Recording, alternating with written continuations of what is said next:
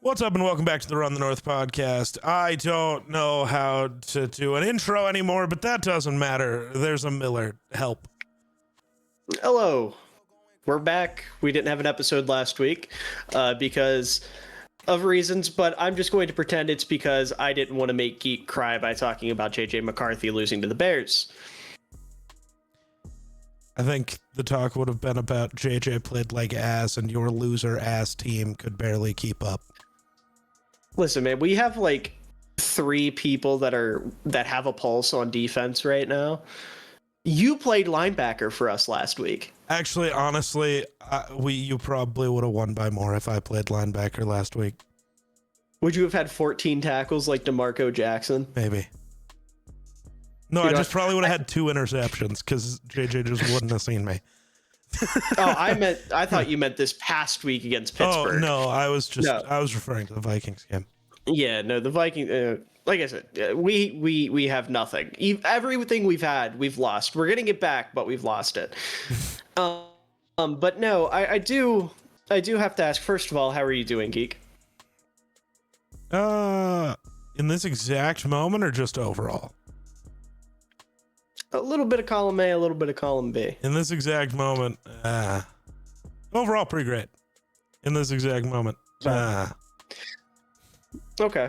How are you doing? I do have a question, another question to ask you. Moving on. I do have another question to ask you. From Patrick, friend of the show, Mr. Patrick Cipher. I just got done recording his podcast with him, and he asked me a question that I'm meant to relay to you, and that is, who would you rather have at this exact moment as your quarterback? Right? Not for the Vikings, but just as a quarterback if you were starting a team. JJ McCarthy or Shedeur Sanders? I still think JJ. And why is that? I think the one thing JJ has that Shedeur doesn't, that I think really is going to matter and is a little harder to teach, is his ability to sense pressure and his pocket movement. That is the knock on Shedeur. And while, yes, Shedeur looked better than JJ right now, that's totally valid. I think the issues for JJ, the mechanical thing, I don't think it's getting fixed until the off season. I don't think there's a world where it gets better before the season ends. But I think the mechanical thing gets better in the off season by next year. I think the processing thing can get better this year, which just means we're going to end up seeing more throws where it's like he did everything right process-wise. He just didn't make the throw. But I think all of his things are more easily fixable than trying to teach a guy how to feel pressure. That's not a thing most guys can learn. That's fair. And I still think JJ's tools overall are better. I still think he has a bigger arm. I still think he's more athletic because everything ever has always told us that. I think they're pretty comparable, but like honestly, neither one of them are basing their game. Your complaint was Shedeur's arm, and JJ had the biggest arm measured in the NFL Combine outside of Joe Milton. Sure, but I'm talking about right now. Like JJ McCarthy's arm in game has not looked like insane. It does not look like the strongest arm measured in Combine history, and a lot of that is mechanics. Does. He's just sailing it. He's just rocketing the ball 200 miles an hour, but 10 feet over JJ's head. That's the issue. Either way, though, if we're talking like full grasp of tools, like not just arm talent, like full range, I think they're pretty comparable. I don't. And I don't think you agreed with that ever until like this week. So I think you, as well as everyone on the planet, are doing a bunch of revisionist history now where it's like, how did the Vikings ever think he was draftable? He's a first round talent and always was. Like, I'm not doing that. I'm not going that far. And I wouldn't take Shedeur. Like I still have a lot of, but, like my dilemma when I got asked the question was, Shedeur absolutely by NFL standards has looked better than McCarthy has looked. But the problem is that's one game. Yeah. Like, you know me, I do not want to make any opinion on any player after 100%. One season, let alone one game, right? I like a full body of work. For sure. So it's like, if we're talking in a vacuum, then Shedeur's looked better, but like, there's nothing to go off. But it was so, also like, I don't think there's against the Raiders. That as well. Yeah, like that matters. To me, I think honestly, at this very moment, you're probably losing either way. But there's a path for both. I do think to be good NFL starters. And I still stand by it. Like the thing with Shador that I have made the decision on after one game is what I tweeted out.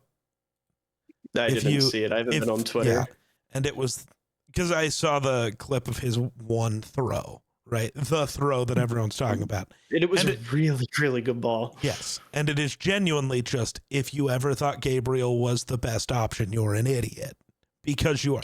Dylan Gabriel, you can say what you want, but you cannot be short, immobile, and have no arm and be that useful in the league. You can be a good backup, but you can never be the guy.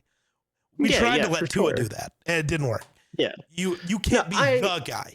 Now, can he have a career in this league? Yes. Can he ever be the star quarterback, or should he ever be the starter for your team? No. Shador can be. He has more problems maybe right now, but that shouldn't matter. He should be the guy you're playing. And that's why Cleveland started Gabriel, is because you look at Gabriel with fewer problems from a processing standpoint, from a pocket presence standpoint, things like that. Cleveland was once upon a time, a couple weeks ago, in position to potentially make a run at that division, right? Pittsburgh has not looked like some unbeatable juggernaut. The Ravens started out 0-5. They're looking at this as saying, we think we have a run game with Judkins, which they absolutely do. They have a couple weapons. They have an incredible defense. If Gabriel can keep the team afloat, then like you can, make some noise. You can try something. That didn't work because Gabriel was not able to keep the team afloat because the team doesn't have any true infrastructure offensively. There's no structure to their offense.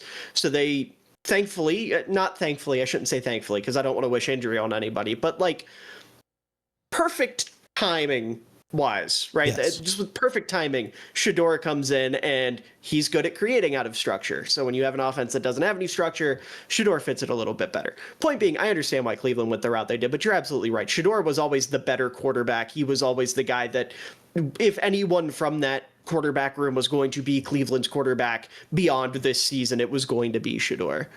And I think right now, if you're Cleveland, you're really hoping Shador can look the way he did in that game, or better the rest of the year, because then you get to go fix your team. Probably trade out of your pick, your really high pick, move back, gather more assets, maybe fix the O-line, get a real wide receiver outside of Jerry Jeudy, which also, genuine question. Great play by Jerry Jeudy until, what the fuck was the stop and then bunny hop and then fumble? What are we doing? His controller turned off and then he started pounding it to get it to turn back on and hit the jump button on accident. That was crazy. I don't know how that happened. No, there's so many things that happened in the NFL this week that I don't know how they happened. Just point blank period. I shouldn't say that. I didn't know how they happened in the moment. Obviously, you can go back and whatever. But this was a great week of football and a really weird week of football, and I loved it. And it was the week where I basically, while it was happening, I watched no football. I woke up a little late, got out of bed, walked to the living room, turned on my TV, watched JJ throw that pass where his arm gets hit and it goes the wrong way and gets picked. And I went, nope. Turned the TV back off and went and crawled back in bed. I was like, nope, not doing this. Weak. Dude, I can't do it again. Do you know how many awful blowouts I've sat and watched every second of? Yeah, right. Miller, here's the difference. You know what? I'm not going to say here's the difference because maybe everyone else does this to you. But normally, I'm not just a dick about everybody else's football team except Caleb's. Fuck the Broncos. Real. But normally, I'm not just a dick about people's football teams. I at least try not to be. I don't constantly make jokes about it. Yet I'm the person who everyone only bullies when their team is bad. I just didn't want to deal with it. I didn't want to have to watch it and then do what I had to do anyway all week and have all of you send me the same 5 videos 27 times. I'm okay. It's really dumb. So I was good. If I was going to see I was going to get the bullshit later, I didn't want to deal with it in real time also. Fair enough. To your point, though, the Bears have become such an important part of my personality as a human being that even my friends that don't watch football give me shit when the Bears are bad. So I get it. I understand it. But yeah. I have seen, for example, no one on the podcast will know who this is. You know who this is. Moss, in my lifetime, has watched one football game, right? And he took a DS to that football game and played Pokemon through it, and then said it was a great experience because he got to hang out with his friends, not watching a lick of the game. The amount of times he has given me shit about the Bears is beyond me. It's funny. Now, granted, I take it a little bit differently than you do. You know, you take it a little more negatively. I just laugh at it because...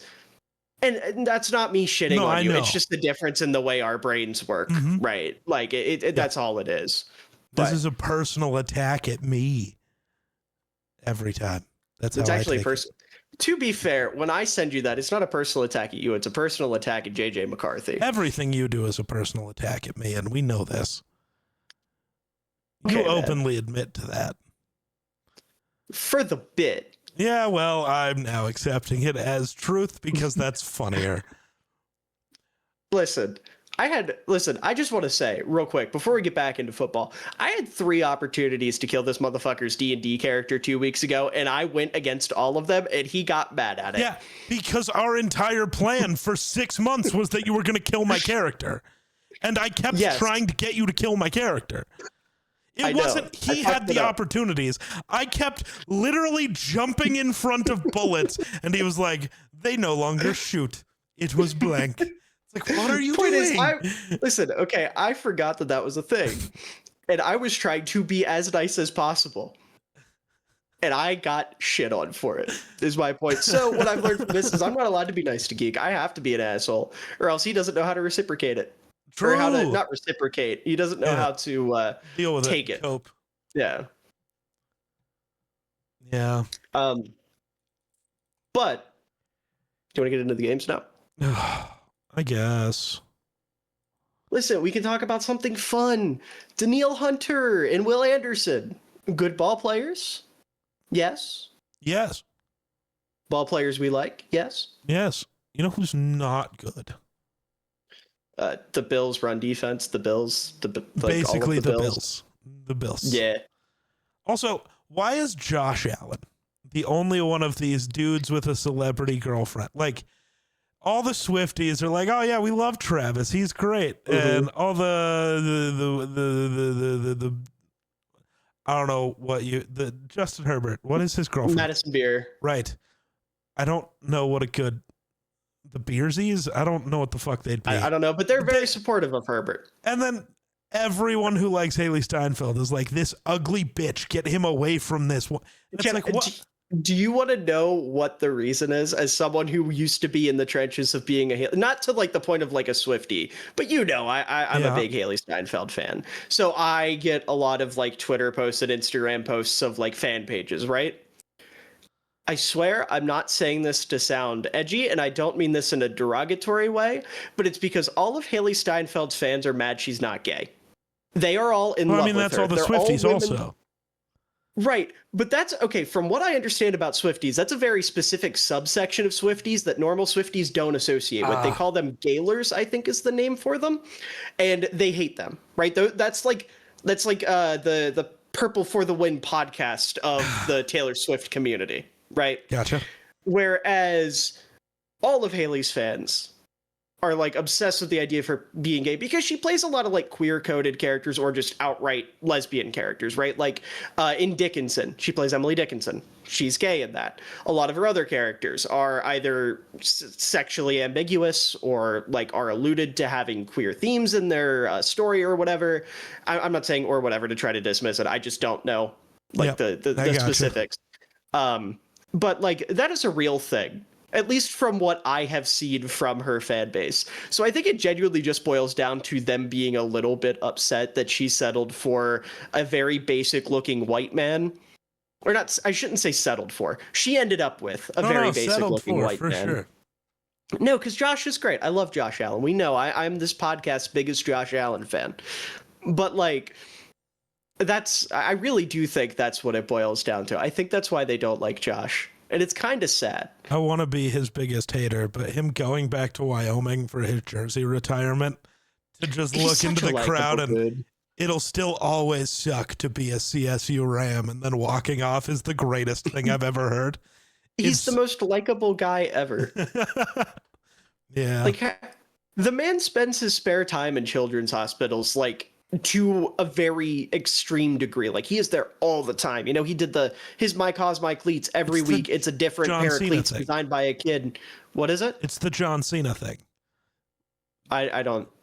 Cena did the same thing. Like, he has fulfilled the most make-a-wishes of anybody that's ever. Right. I did know like that. It's the John Cena thing where he's just a great human and you can't hate him. You just can't. It's not possible. And on top of that, like, when he's playing good football, he might be the most entertaining player ever. The issue is he in that just conversation. Decided this year he didn't like the sport. But not even, because last week against Tampa, he played out of his fucking mind. Yeah, he played three good games this season. Right, but my point is, when you see a game like that, it's like, oh, okay, we're back in. And then he gets prime time and looks like he's the worst quarterback who's ever existed. And then 3 days later, JJ McCarthy plays football. Yeah. No, like, I look at this game from Josh, and like, he played bad. I'm not trying to like excuse him of all blame. Like, there's a lot of blame to be put on that front, man. Like, Spencer Brown played an absolutely horrific game. He looked utterly terrible, and they kept leaving him on an island against I believe it was Anderson that was up against him, and we saw that in full force. Like, he got sacked 8 times, and a lot of those weren't like, you know, the Caleb Williams sacks of last year where it's his fault, he's holding on to the ball too long, he's trying to make something happen. Like, Josh just didn't have any chance for a lot of this game, and we still saw him doing his thing, like the big 4th down completion or the big 4th down play, although I guess you probably want to draw that more up to the play calling, considering it was like a hook and ladder, but like, still had a very okay game. And if he had a little bit more time, I'm sure, you know, a very different tune is being sung. Words are difficult. But I mean, I'm really just more impressed with how well Houston's defense played in this game. Like, I think they are easily in contention for best defense in football. I'm sure you would agree. I know you're a big fan of D'Amico and what he's done with this group. But I mean, from top to bottom, their defense is just so good. It's so good. Their defensive line's incredible. Derek Stingley is one of the best corners in football. Jalen Petrie and Kalen Bullock make plays on the back end consistently. And Kamari Lassiter still looks so good all the time. Yeah, he is a fantastic number 2. Yeah. Like, they have built up such a good group. And honestly, with the steam they're starting to pick up, and with how the Colts have looked the last couple of weeks, once they get CJ back, there's a world. There's a real world, because I think, do they not play the Colts twice? Am I on drugs? Let me double check. Yeah, they get the Colts twice still. They do, for sure. They get the Colts this week and the last week of the season. Yeah, oh yeah. Damage can be done. And outside of that, they play the Chiefs, which is a very winnable game. The Cardinals and Raiders, which are games they should win. The Chargers, especially with how banged up that line is, very winnable football game. Yep. Like, there's a very real world where they can not only make the playoffs, but like win this division. Like, come out of nowhere with, you know, like you mentioned, CJ coming back in, which shout out to Davis Mills. Like, he's done enough. You know, he's done exactly enough. Well enough. He's done enough to get Texans fans to start believing that there's a world where they move off Stroud, which is, I love idiot. Every NFL team's fan base is stupid, but I love it. Yeah, this is a thing I've been seeing, which has then led all the psychos on Vikings Twitter to be like, oh, they don't want Stroud anymore. And I'm like, yes. I too wish this were true. You know, maybe the Chiefs will trade us Mahomes next. I don't know. I can dream. I'm not dumb enough to believe it, but I could dream. Mm-hmm. Like, there are two quarterbacks that I think are actual options if the Vikings decide to do we're going to just scapegoat JJ. And who are they? Kyler and T-Law. Okay, that is exactly who I thought you were going to say. Yes, they are real options. Mm-hmm. And also, Woody Marks, good game on the ground, average 4.5 carry, but also, like, he might be... Actually, I shouldn't say he might be. He is absolutely very quickly establishing himself as one of the best pass blocking backs in football. Yeah. Like, he is so good back there. There were points where they're shifting their entire offensive line opposite Marks and letting him on an island with a blitzing linebacker, or there are a couple times where he even caught on to one of Hunter or Will Anderson. And, like, he's holding his ground. He's playing aggressive. He's playing physical. The Texans, they have juice. D'Amico's doing a great job with them. I'm really, really excited to see where this team goes for the rest of the season. But other than that, also, I know I brought up the Bills' defense being bad already, but, like, oh my God, their run defense is the worst thing I've ever seen. It is pathetic. Like, I like, still full credit to Woody Marks, their run defense. I could probably average 2 yards a carry against. Depends on which team. If you played for the Colts and got to play against the Bills, you might average 28 yards a carry. I'm not just because you got that much credit. Well, have you seen the Colts O-line? I mean, fair. Okay, yeah. That's what I was saying. If you were specifically on the Colts, yeah. Unless, well. Never mind. That was really dumb what I was about to say. I'm sorry. It is almost 1 a.m. But speaking of the Colts, they hung in with the Chiefs. They ended up losing. I think... I know Mahomes threw for a lot of yards. I'm concerned. Mm-hmm. Why? Why did Bro forget how to deep ball? He just can't do it anymore. He's washed. Washed king. I'm not. Maybe he needs to take this hashtag from LeBron so he can become good again, because hashtag washed king. The thing he did better than everybody else, he can't do anymore. Was it that bad in this game? It's been that bad all year. Remember. He's had the 2 good throws to Tyquan Thornton, and that's it. Every other time he throws it more than 20 yards, he's off by 10. Every time. I think that's a little bit of an exaggeration, obviously. I mean, they've got Rashee Rice, they've got Xavier Worthy, they've still got Hollywood, they still got Juju, they still got Tyquan. They're just bad. Like, they're just bad. You can't just put it all on the receivers. I could do whatever I want. It's a free fucking country, first of all. Second of all, I still think Mahomes played great in this game. I really like what he put on display.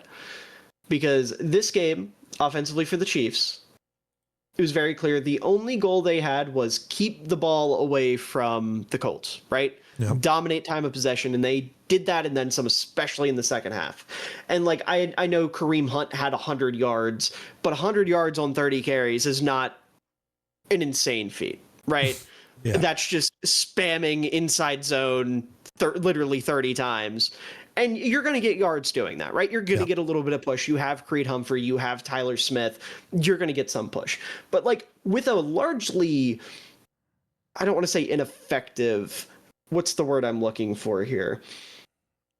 Non-efficient, largely non-efficient run game.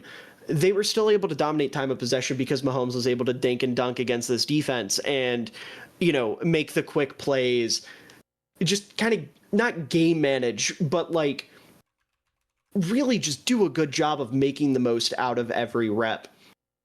And I was really pleased with how he played in this game. And, again, the deep balls are bad. And he was under duress a lot, got sacked 4 times in this game. But I overall think this was a very impressive performance for him. But the bigger story for me for this game, and I want to hear where you're at, because I know this is someone that you didn't exactly believe was playing as themselves, but rather was on a little bit of a fluke run, at least the last we talked, which has been many weeks. Mm-hmm. Is Daniel Jones washed? Is it over? It never really started, man. He did good against bad teams, and he played fine in this game. But the issue is the Chiefs did straight up say, we are selling out and stopping Jonathan Taylor. Daniel Jones beat us. He didn't beat him. And no, the Chiefs secondary is not good enough for you to be like, well, they just went man to man and shut us down. They fucking shouldn't have. You should be able to slice them up, especially since they weren't blitzing constantly. They were blitzing some. It's still Spags, but it is entirely you should have reads. And I haven't gone and like watched every play of this game to see exactly where Daniel Jones messed up and where he didn't. But it's one of those. This is the moment where you prove you're the guy. That is this game. And you could have. Like, this game was winnable. You needed to make a play. And you did. And we can't pretend their weapons aren't good enough because he's got good pieces. And what frustrates me the most about this game is, was it a week ago or 2 weeks ago that the Broncos beat this Chiefs team? It was a week ago, right? I think it was a week ago, yeah. Yeah. And how did they beat this Chiefs team? What did they do offensively? I don't know because I didn't watch that game. I'm not. They aired that fucker out downfield. Troy Franklin, goodness gracious, went off in that game. He had a huge game. And the biggest reason for that is because this Chiefs secondary is slow. You take away Trent McDuffie, who the Chiefs blitz quite a bit. The rest of their DBs are slow. Who do the Colts have? Well, they have Alec Pierce, who is a legitimate deep threat. They have Josh Downs, who is a legitimate deep threat. Those two guys combined for what? 36 yards on, and Pierce had a 26-yard reception. Why were we not spamming that? He only got 2 targets. Alec Pierce got 2 targets. Ashton Doolin came in for 1 and had the longest play of the game. Just leave Doolin out there and just keep chucking it. Spam it. Right, exactly. Point is, spam the deep ball. The reason they didn't do it, because you can't trust Daniel Jones to do it consistently. And that, honestly, could have been the difference in this game. Like, that really would have been a big thing for them. If you just look at what the Broncos did with the quarterback that you and I are not, sold on being fantastic, right? Daniel Jones, if you can't do what Bo Nix is doing for the Broncos, conversations need to be had in Indianapolis, right?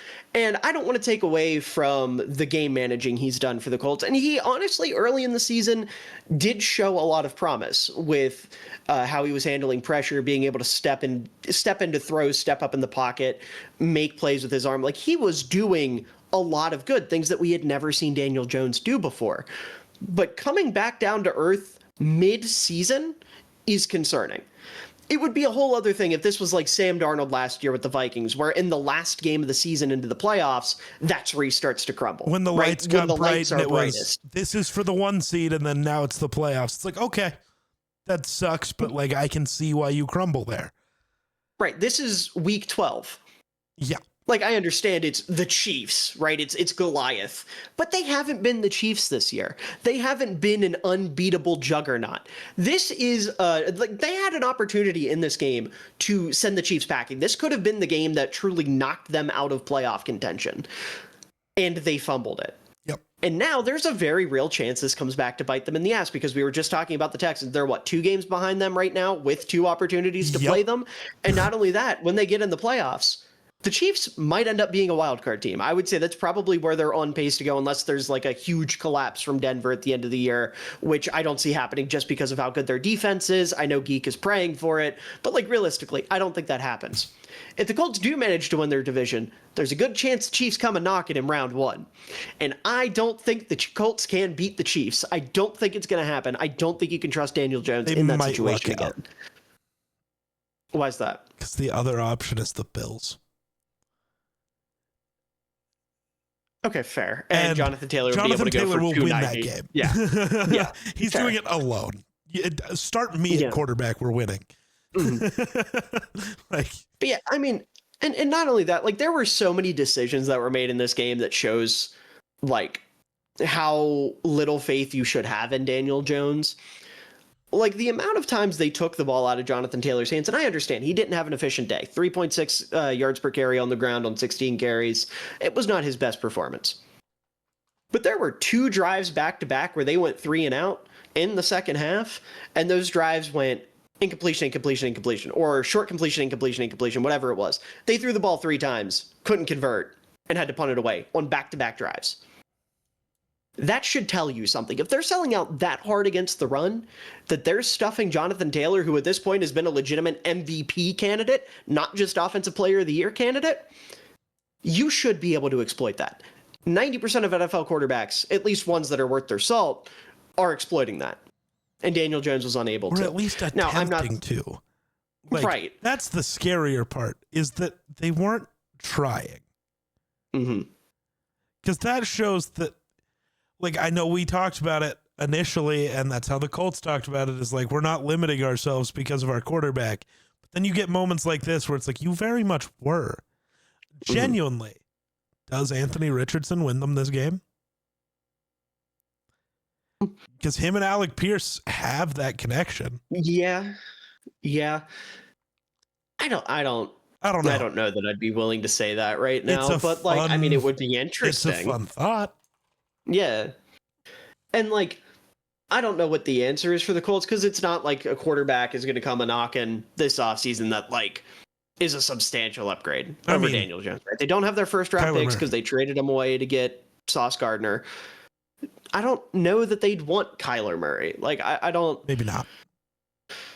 I mean, I'd be down to see it happen. Like, I'm a firm believer that Kyler can be good somewhere outside Arizona. I just think that marriage is tainted, and same goes for in division Trevor Lawrence, who, you know, we'll talk about both of them. But like, I don't know.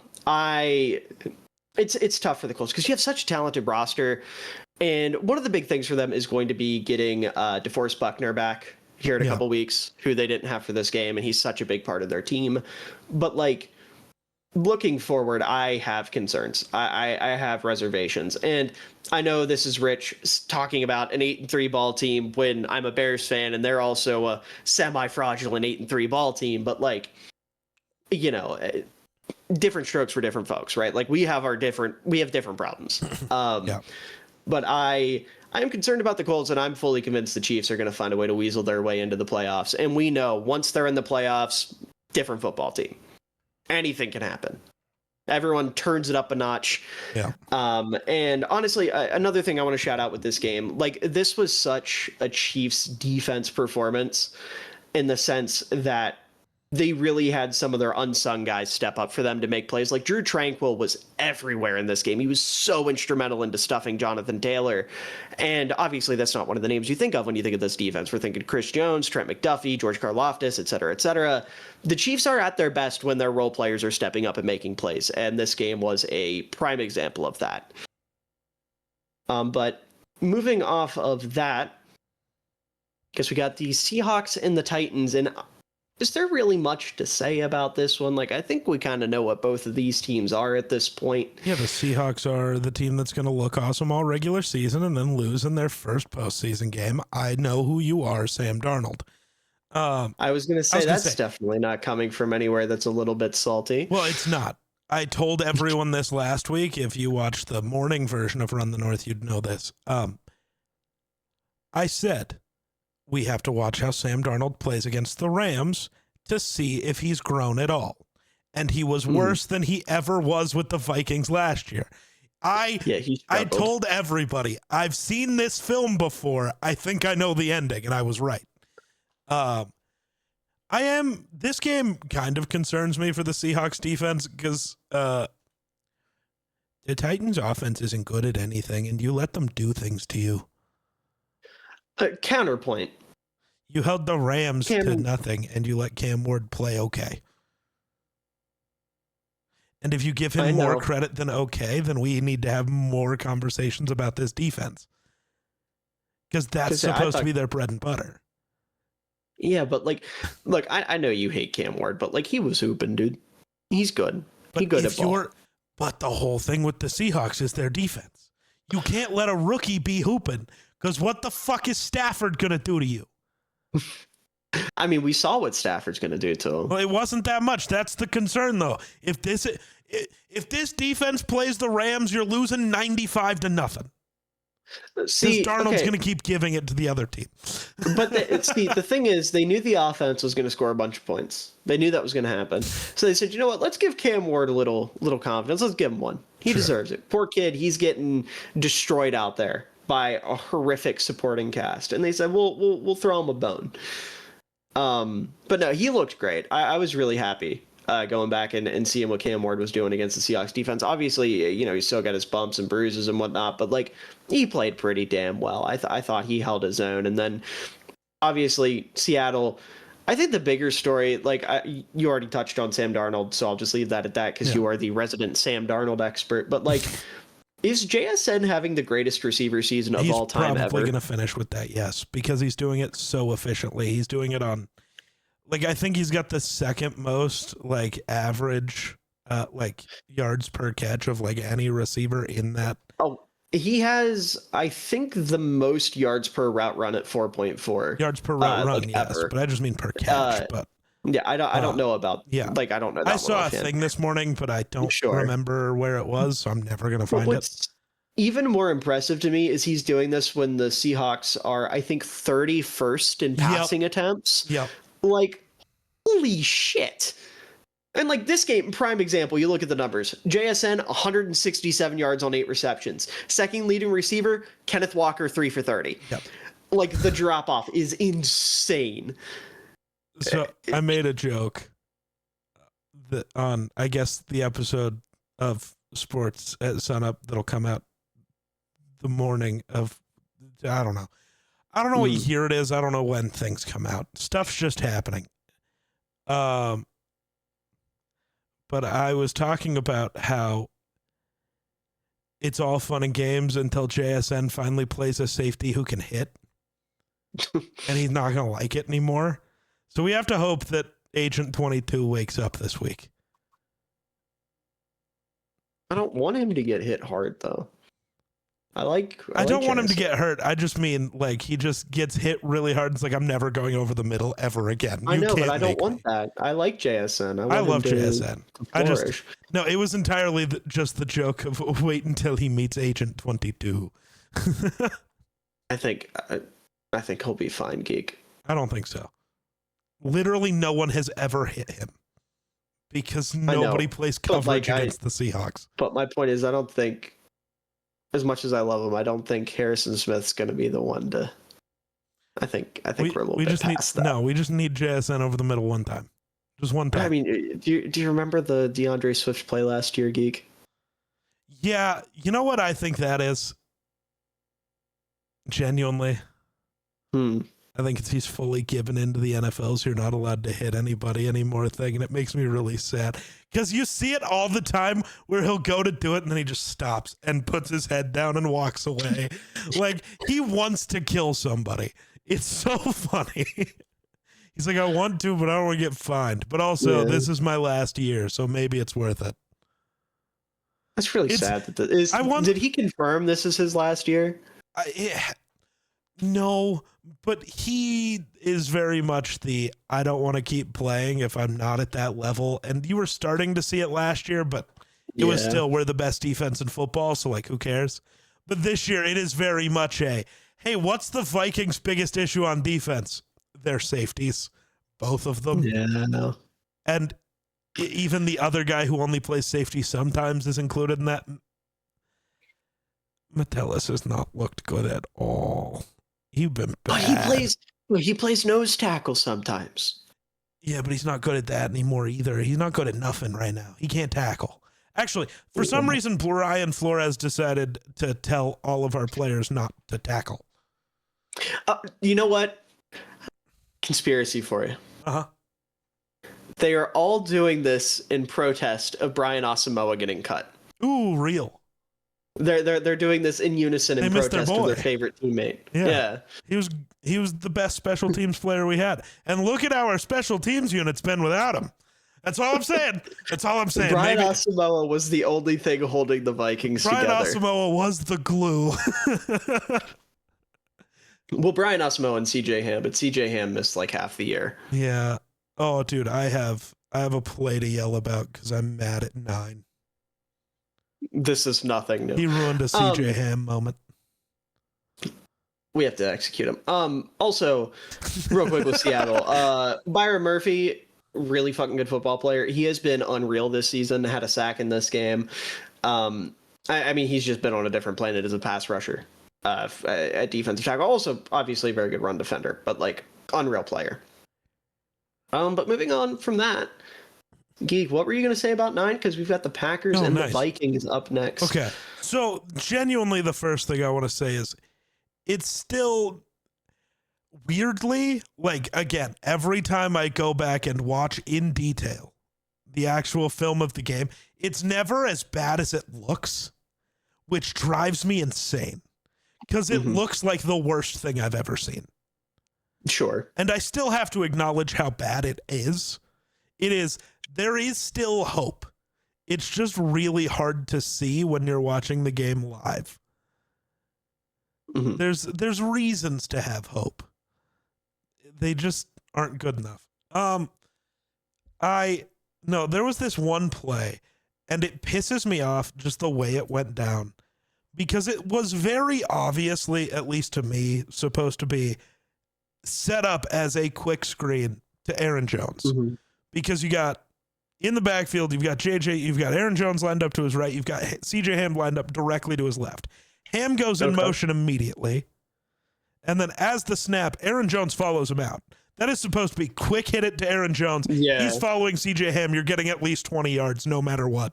Welcome to how following a fullback works. Sure. And JJ takes the snap and immediately looks the other way and then takes a sack. And it's like, what are we? It's like you didn't know the play. It's not the wrong read. It's like you just decided to change the play without ever changing the play.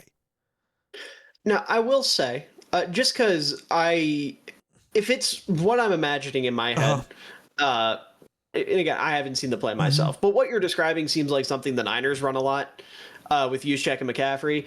And if it's the play I think it is, the Niners do have quite a few plays where they send that and then Purdy hits a throw over the middle because the linebacker moves, or like, it's designed to throw off the defense and open something up on the backside. So like, again, I'd have to see the play. I'm just saying, but again, maybe that just then means it's bad process because he just read it wrong, and that upsets me. No matter what, he did something wrong, and I'm upset. Sure, but I'm just saying maybe there's a world where that was meant to be a decoy. But then again, with that kind of play, typically you would want to run it a few times, at least throughout the season, and maybe the Vikings have, where you actually do throw that pass. So someone sees it, one of the linebackers gets, trigger happy, and they're like, oh, they're running the thing. I'm going to go hit the fullback, and I'm going to make the play happen. I swear and then this was the first time I've seen this play ever. Then that's probably a whole other story. Yeah, so I have no clue what's going on there. It drives me nuts. This was the first game we had our full offensive line back, and the run game was working. But the issue is you get down by multiple scores, and running the football is illegal. That is how every team operates. And then I didn't see the second pick. I know the one I give him zero blame for. When your arm is hit as you throw, that's not on you. I don't care. Outside of that, I don't know what the other one was. Is it good? Is it a good one? No, I looked up trying to find the interception, and I found a screenshot of Micah Parsons walking away from JJ McCarthy. This might be the funniest thing I've ever seen in my life, and I'm so sorry in advance. No, the other interception, he just sailed a wide open Jalen Naylor again. Because sailing passes is JJ's thing currently. Did you see the picture I sent you? No, where did you send it? It's on Twitter. Yeah, give me a minute. Twitter DMs are just the worst. They're weird. Yeah, they changed it for no reason. They don't work on mobile at all anymore. Which is fun. It doesn't make any sense. But again, Elon Musk. Nice. I have a video pulled up on my second monitor here of JJ McCarthy's worst throws, which is branded as worst throws of week 12. Yeah, that account that does that every week with whatever quarterback played the worst. Yeah. In my God. Oh, dude. God. But see, Miller. I got to see if I can find. See, it's late enough in the week that I can only find the bad and never the good. But it's like, I can also show you 5 throws that he made where it's like, oh, that's why you drafted him. And it's just like, can we just get a week of this? And apparently no, because Brosmer's starting on Sunday. It's not officially announced. In the Kevin O'Connell era, there has never been a player to get diagnosed with a concussion and put in the concussion protocol and play in the same week. It's never happened. It's not starting. Oh, I didn't know he was concussed. Yeah, it's not starting now. He hit concussion protocol. He will not be playing. It's not officially announced. Oh, yeah, it's the Seattle game. No, I was saying ooh because I saw the interception where you were like, that's not his fault. Yeah, it's like his arm got hit and the ball didn't go the right direction. I refuse to put that on the quarterback, at least fully. It's like, what do you want him to do? All right, let's see here. This is the second interception. Oh, yeah, that was a bad throw. Yeah. That was, I mean, that's just inexcusable. You're trying to layer it. Like, I understand. Like, it's a good read. Yeah. The throw's just terrible. Like, it makes sense. You're trying to layer it over the linebacker, under the safety, and you put way too much air under it. But again, it's the mechanics. Yeah. Like, he does the thing Fields used to do, but not as egregious, where Fields would, like, whip his arm all the way back and then fling it back up before he throws. And McCarthy does it, like, not all the way down, but, like, to here. It, like, goes sideways and it's... That's not how football works. Like, but that's not even that's not the thing that causes him the problem. I have to find the video again and I'll show it to you later. But there's a whole thing, and normally you can tell as he's taking the snap whether he's going to be able to make a throw that play or not. Is it a footwork thing? A footwork thing and just an overall posture thing. Oh, okay. Interesting. Yeah. I was gonna say, because as he's taking the snap, footwork would make perfect sense. Like, you see that right away, but that's interesting. No, there is a weird posture thing that happens immediately. And it's annoying as hell. But speaking of Justin Fields, he got benched. Did he officially? And lo and behold, I mean, Tyrod started. Crazy. I don't know if maybe there was like a injury thing going on. I can't imagine there was. And lo and behold, the Jets didn't improve at all. Because he was never the problem. But he was also never the solution. No, but he was more fun. Aren't you like the biggest Tyrod Taylor Glazer ever? Yeah, man, but he's also 40, so like it's a little over for that. Let's be honest, watching Fields run around is a little more fun. Yeah. And then that one time a game where he hits a sick ass throw and you can go, see, there's still a chance. Yeah. Genuinely speaking, I mean, this game went about how you'd expect, right? 2-score game, big time win for the Ravens. The only thing I care about from this game is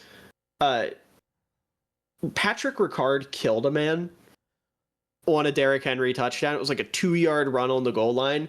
And Ricard, I mean, I don't think the guy got up after the play. He absolutely fucking buried him right across Henry's face as he was cutting into the end zone. It's one of the sickest Ricard blocks I have seen in many a year. He was hooping. He had 2 key blocks on 2 Derrick Henry touchdowns. I think both of my goats are starting now. Malachi and Azaria are starting now.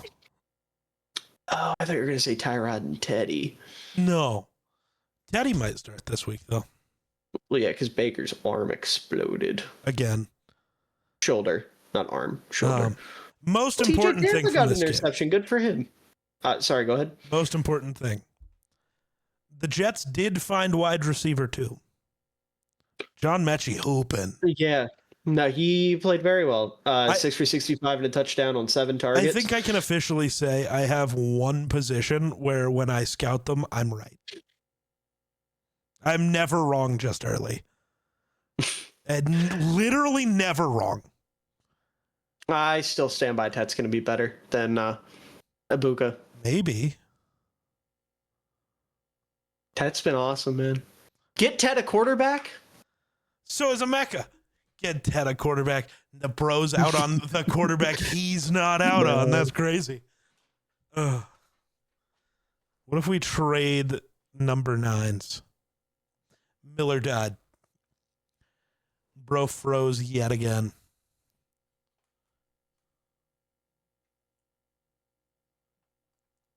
Bro's freezing up. Are we good? We're good. Okay. For the folks at home, my internet hates me after midnight. So his internet hates him at all times. He just pretends it's only after midnight. Listen, man. Yeah, you're right. But anyways, did you say anything while it's not there? I said, because I kept seeing it be brought up on Twitter, what if we just trade number 9s? No. What happened then? I think both teams are in the same spot. Why the Lions so ass? The Vikings would be a playoff team. And the Panthers would be the worst team in football. Probably. That being said, though, yes, moving on to the Lions and the Giants, I think there is real cause for concern with Dan Campbell calling plays offensively. Because this team, like, it almost feels like he doesn't have the same grasp over the team as he did in terms of discipline, now that he's focused more on calling plays. Because the Lions were just flat out sloppy in this game. Like, Jahmyr Gibbs had a fantastic game, and Amon-Ra had a big game. But, like, it was a sloppy game, right? Jared Goff got sacked a couple times, threw an interception. The offensive line wasn't holding up as well as it normally does. Like, it was a sloppy game for them to, at one point, be losing to the Jameis fucking Winston-led Giants. Which, by the way, fuck the Lions for giving Jameis Winston a play that I'm going to have to hear about for the rest of the season. And beyond that, this is the worst thing they've ever done. Yeah. The people are gassing up a rapist again because of the Detroit Lions. Which, by the way, for anyone who forgets, Jameis Winston is a piece of shit and has no respect for women. So when you see the funny little edits of him being like, wow, I can't believe it's Christmas time. I love the snow. Just know he raped a woman. That is a thing that he did in college at Florida State and got away with. This is your reminder. Anyways, moving on. It really upsets me that the Lions kind of made him look like an NFL quarterback. Mm-hmm. It really fucking upsets me. And honestly made him look like an NFL receiver. Utterly disgusting. They should be ashamed of themselves. Yeah. I have nothing else to say about this game. That's not true. Theo Johnson is a baller. He's so good. And also Wan'Dale Robinson had a very big game. Other than that, I have nothing else to add. Moving on, you want to talk about the 2022 Minnesota Vikings? Well, no. Why would I want to talk about the 2022 Minnesota Vikings? Because that's what the 2025 Chicago Bears are. Well, no, because the Bears are going to the Super Bowl. I remember saying that in 2022. And then I remember what happened every time we played a real NFL team. Dude, here's my take for your season. You're going to get blown out by the Eagles on Friday. You're going to win every other game, including the game against San Fran, because they're one of those, they're not super dominant. They're more middle of the pack NFL teams. And that is going to be your Bills-Vikings game that's going to fully put you back into, oh, we're going to the Super Bowl. And then you're immediately going to lose in the wild card round. It's the 2022 Vikings. See, I disagree because the Bears actually match up pretty favorably against Philly. Dog, no. The Bears are one of the best play-action passing teams in football, and the Eagles are the single worst at defending. Hey, man, is there going to be somebody other than me playing linebacker for you? Yeah, me. Oh, so it got worse because you can't breathe. I was going to make a reference that you wouldn't understand because you haven't played the best game of 2025. True. And I continue to not get to because you're slow. Let's go. That is what I've been waiting on. I got to go work on playing Dispatch. Oh, well, I didn't know that. No, I was going to say, never mind then. I'm not going to say what I was going to say because it is a spoiler.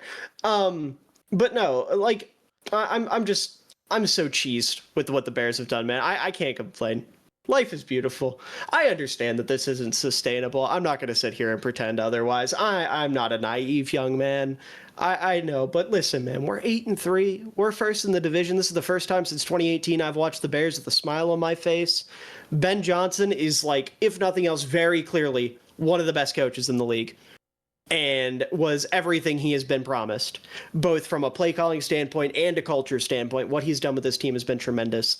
I could not be more grateful for Dennis Allen. The fact that we went out there and beat the Steelers with DeMarco Jackson starting at linebacker says a lot about his prowess as a defensive coordinator.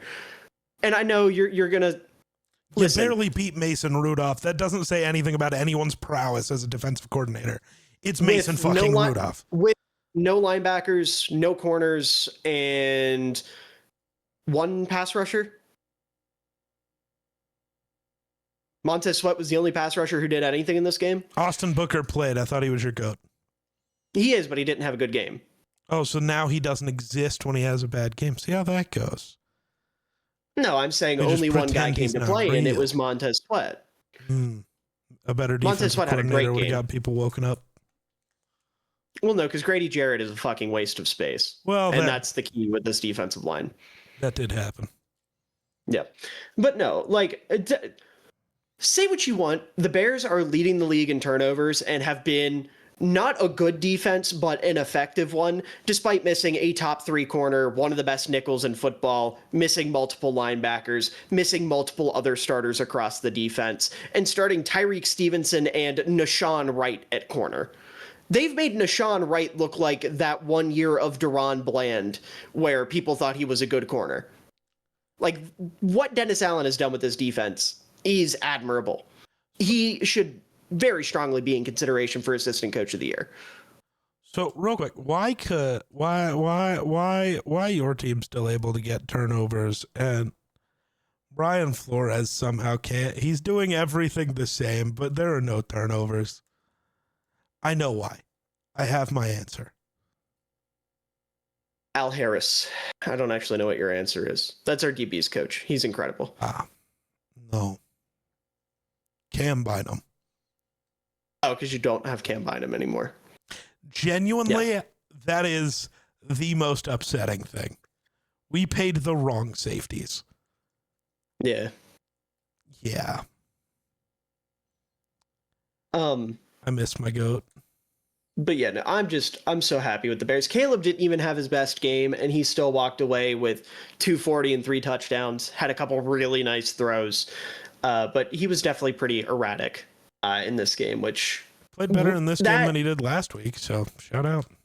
Yeah, I mean, and that's the thing with Caleb. Like, even when he plays poorly, he's still playing better than any Bears quarterback I can remember. Like, if Justin Fields had the game that Caleb had in this game, I would be saying very irresponsible things. Whereas I watch this with Caleb and I'm like, I know he can do better. And that's the biggest thing. Like, say what you want about the Bears being frauds or them being the 2022 Vikings, whatever. There is clear promise with this team. There is clear, like, room to grow with this team because you look at all the young pieces they have, all the areas they can improve, all the guys that they have coming back. That's what's exciting. This team is 8-3, winning the division, and we haven't even scratched the surface of our potential yet. I remember 2022 when I had hope in my heart. Who was your quarterback at the time? You know what? That's a good point. That's valid. Yeah, that's the difference maker here. I remember when I had hope in my heart. Listen, man, you're winning in every other aspect of life. Let me have this one.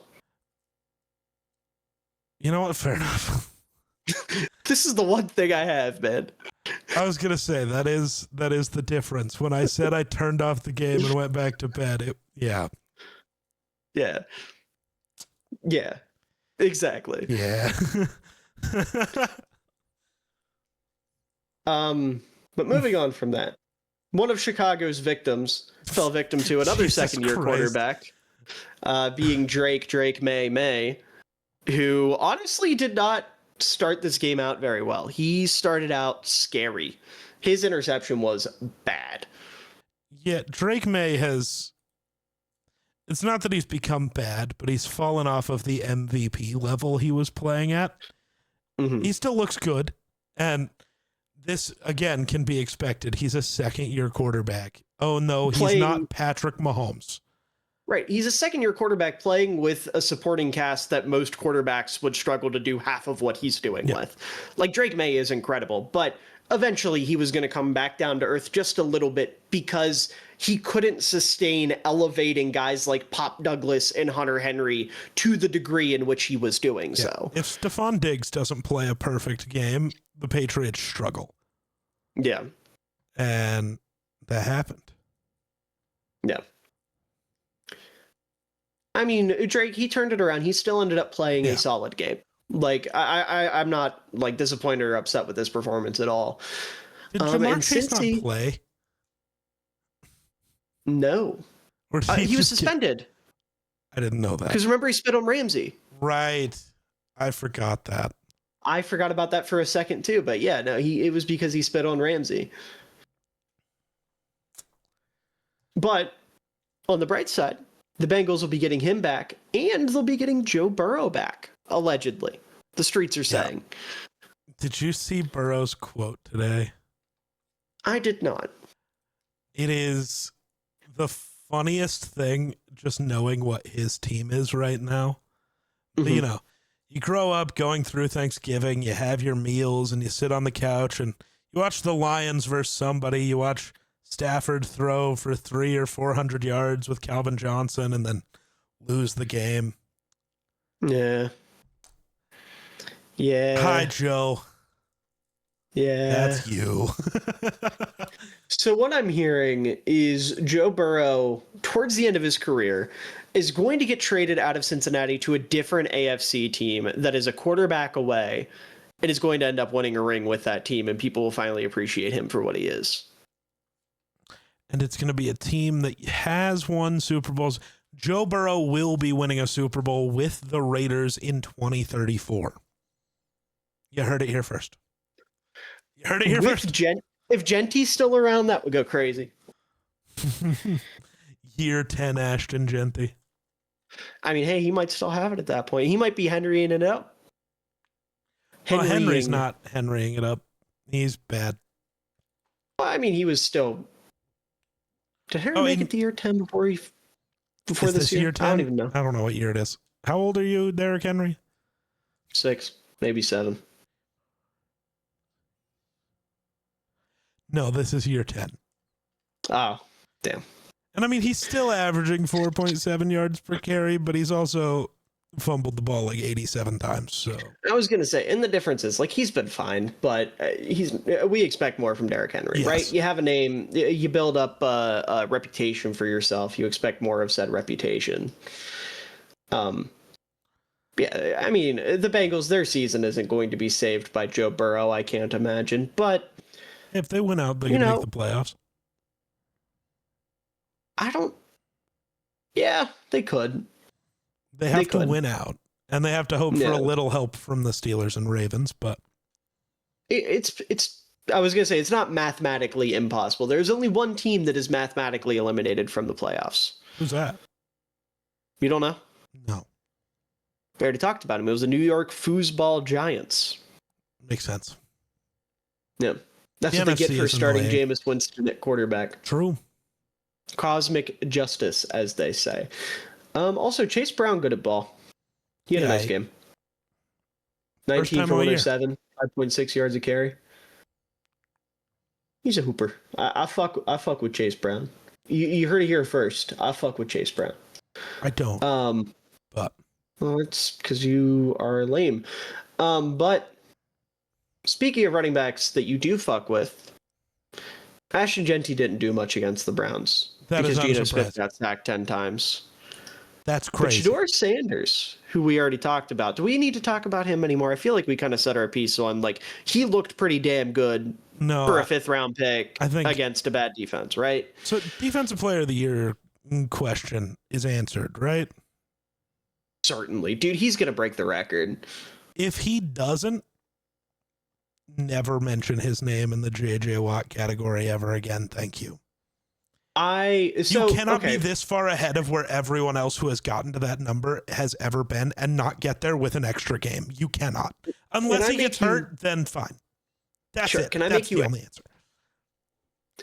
So, do you remember the podcast we did or not even the podcast, the video we did on my channel a couple years ago, where it was me, you, and another Vikings fan talking about the Vikings, and you two got in the big Kirk Cousins argument. Mm-hmm. So he's another content creator, right? Mm-hmm.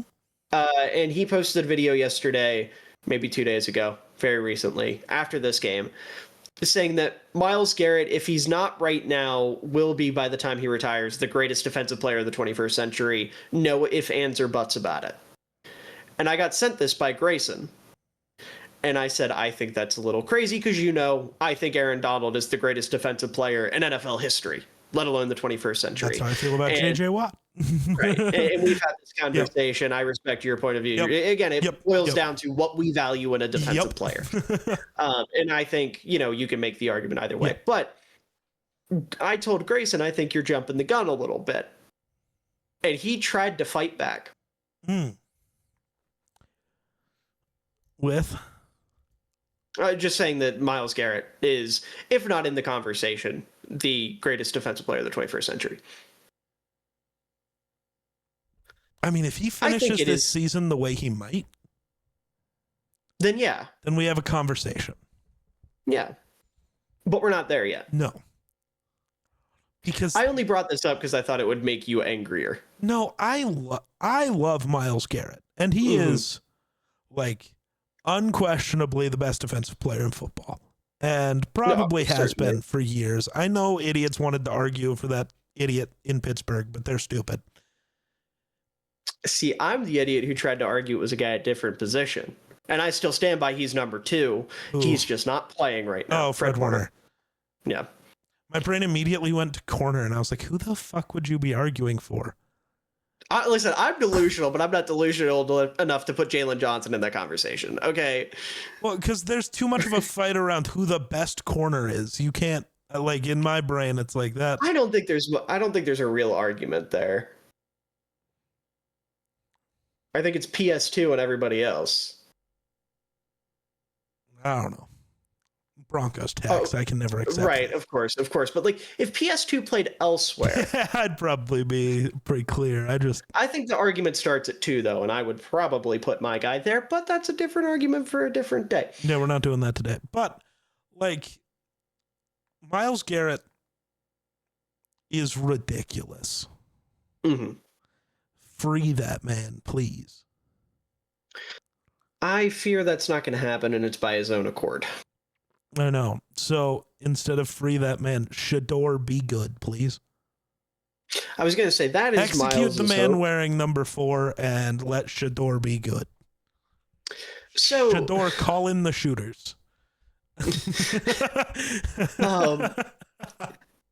I can't legally say my thoughts on that, so we're going to move on.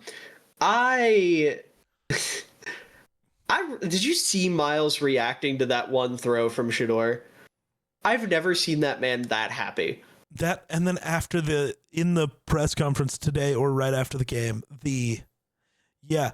I haven't played with many quarterbacks who could make that throw. And in my head, it's like, oh, bro's like, yeah, only Baker could have done that. And we're kind of fucked.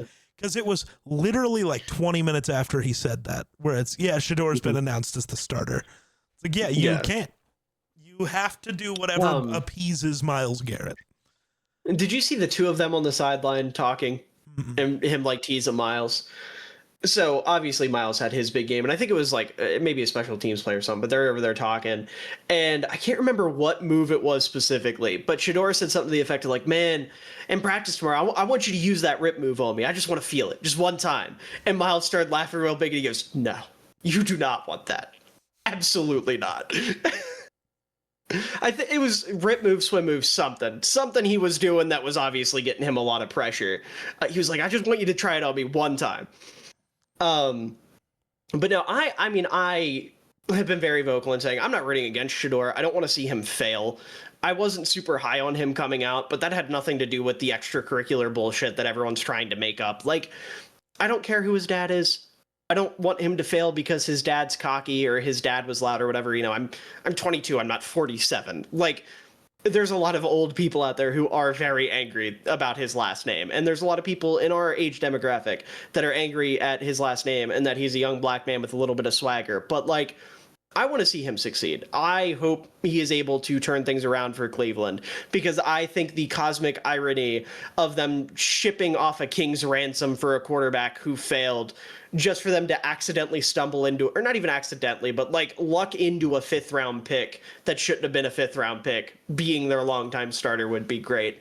I just hope that it gets everyone in the front office fired in the process. I want Andrew Berry's job gone, all the people that were involved in trading for number 4. I'm still actively preying on their downfall. But I think it would be awesome if it didn't come at the cost of Shedeur.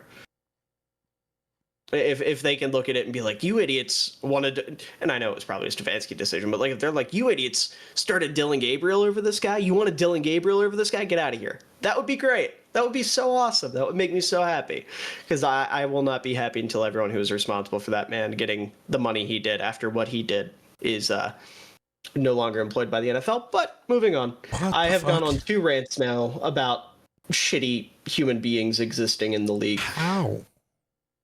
What? I clicked on the next game. Trevor Lawrence, what the fuck? Yeah. 3 touchdowns, 3 interceptions, 3 sacks. He really likes threes. So here's the thing about Trevor. This game really solidified something for me, right? Mm-hmm. And it's not the fact that I think Jacksonville should move on, because I've kind of felt that way for a few weeks now, like with the drama that happened early in the season with him and Liam Cohen, and just kind of how this Jacksonville team has played. It's clear that, and I'm not even saying I think Trevor sucks or like he's never going to be anything. This marriage just isn't working, right? It's the same as the Cardinals with Kyler Murray. This pairing is not going to work. Liam Cohen has done so much for this football team. I would absolutely side with him and say, you know what, we're going to ship off Trevor, pick your guy, right? Get your guy. Let's build around your guy, because he's done such a great job with the culture and the offense outside of Trevor. That being said, this game really helped me pinpoint what the problem is with Trevor. And it's that he is the slowest processor out of any like a mid-tier to above average quarterback in the NFL. Every throw is like just half a second to a second late, and it's so frustrating because he always finds the right read, but he's always way too panicked to put it where it needs to be. So he's just JJ McCarthy. Yes, except his mechanics aren't nearly as bad. Right. It's mental instead of... Because JJ is always a tick late, but I just put that on rookie quarterback. Sure. But yeah, the mechanics fuck it up. Yeah. But it's constantly he's just a tick late. That makes sense. Like, I really do think Trevor could succeed elsewhere, right? Obviously we don't have to go into all the quarterbacks that have gotten a second life going to a new space.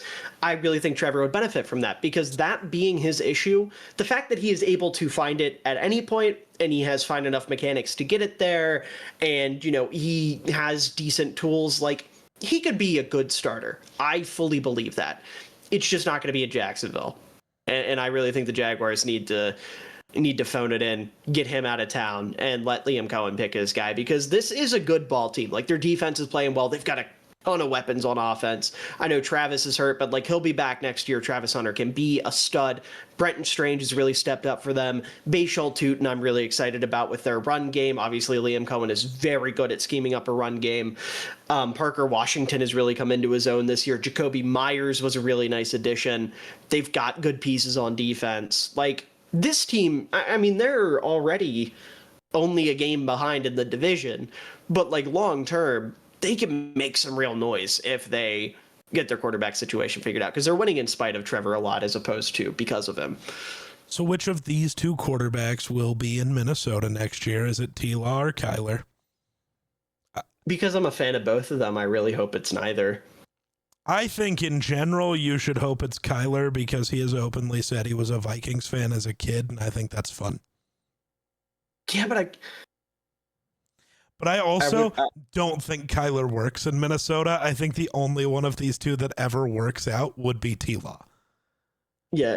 And I know you brought this up earlier and I shot it down, but I forgot like a very crucial thing. I think Kyler in Indianapolis would be awesome because of Shane Steichen and what he did with Jalen Hurts. Like they wouldn't want to. I totally forgot that Steichen coached Jalen Hurts, and Kyler can absolutely do a lot of the stuff that Jalen Hurts does. Like, absolutely. I think Kyler can do that plus some, especially with what the Colts have for weapons, because, like,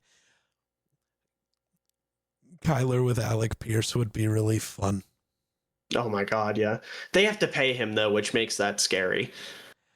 I don't know if they can figure it out because they just ate a bunch of cap with sauce. So I don't know what they can figure out. Plus, the other thing with Kyler is I don't know if they have the capital to pull it off. But then again, maybe the Cardinals aren't going to ask a whole lot. I feel like the Cardinals aren't asking for that much. I think it depends. If you want the Cardinals to eat, like, because, weird cap things, I think it depends on what the Cardinals are eating. If you're taking most of the money, I think the Cardinals would do it for a lot cheaper. Mm-hmm. Yeah. But yeah, both these teams, they gotta let their quarterbacks go. I mean, the Cardinals, obviously, they have, like, under the table done it by benching Kyler for Jacoby, but, like, saying it's because of an injury, but, like, it's definitely because Jacoby was playing better with this offense. Also, this might be the saddest running back room I've ever seen in my entire life. Well, yeah, when your two good running backs get hurt. I know. I'm not saying, like, the Cardinals fucked up team building. It's just really sad to see Michael Carter and Bam Knight being the only running backs that had carries. Yeah, especially for a team that had James Conner and Trey Benson 8 weeks ago. Fuck, even Amari DiMercado, dude. Like, obviously, the meme, whatever. But, like, he's a solid back. He's fine. But he got himself kicked out of that team. He a little silly. He did an oopsie. He made a fucky wucky. Also, Greg Dortch has low key been torching defenses. Yeah. He's been on a tear the last, like, 3 weeks, and that makes me so happy. He had 6 for 53 and a touchdown in this game. No, you know what is funny though, that game and the two quarterbacks about it? Genuinely, I kind of think if they just swapped quarterbacks, they'd both be way happier. I think Kyler can do a lot of the Baker Mayfield things. Oh, I get what you mean. Yeah, I thought you meant Jacoby and Trevor. I was like, why? No, Kyler and Trevor. I think both teams are sitting there like, oh, yes, please. Because both do the things that team's coach wants. Mm-hmm. 1-for-1 swap? That would be interesting, to be honest. That would be one of the greatest trades ever. Yeah, the most win-win trade of all time. It would be incredible just for the bit of it to be able to say that they went 1-for-1. 2 number 1 overall picks getting traded 1-for-1. Yeah. Back to years. Yeah.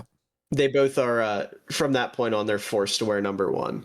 Well, Kyler would. I mean, Kyler already does, yeah, but Trevor, they force him at gunpoint. Jesus. For the bit, Trevor. For the bit. Speaking of quarterbacks that wear number 1, though, Philly. Yeah, man. Their offensive coordinator commits war crimes, and I don't know why. Yeah, so, like, do you remember a couple years ago when the Bills fired Ken Dorsey, like, in week 14? I don't think it was actually that late, but, like, really late into the season. No, it was that late. Yeah. Why not do that on Monday morning? Yeah. Kevin Patullo was so bad, dude. Did you hear the Jalen Hurts quote after this game? No, but it was probably like fake introspective. No, it was he just talking like about AJ Brown. It was like, yeah, he got his 100-yard game and his touchdown. I hope he's happy now. Well, he's all upset about losing, and it's so fucking funny. Dude, the two of them are acting like Troy and Gabriella in High School Musical when they break up. Like that, I gotta go my own way. I don't know if they broke up. It's or as AJ Brown will say next year when he's on a new team, he broke. I'm up. Yeah, that's gonna be AJ Brown. That cringy ass bullshit.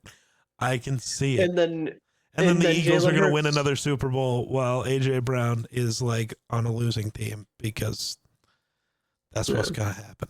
AJ Brown's gonna go back to Tennessee. I'd be so here for it, dude. Oh my God, Cam Ward and AJ Brown. Give him a real receiver to catch passes. And they still only win one game? Realistically, he needs to go to New England. That's what the world needs. If he's going somewhere, yes.